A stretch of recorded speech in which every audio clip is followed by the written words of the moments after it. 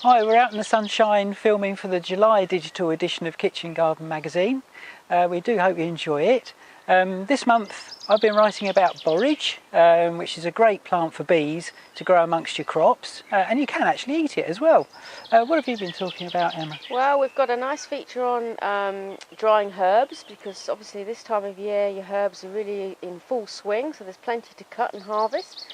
And we're also launching our annual competition to find Britain's most passionate plotter, so you need to come and enter that one.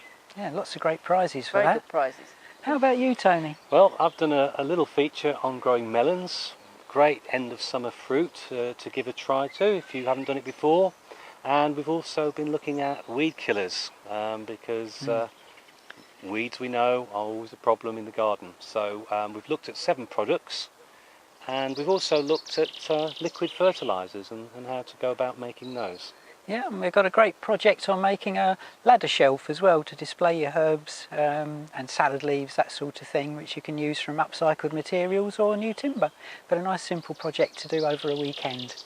So we hope you enjoy the magazine. Thank you very much for downloading it.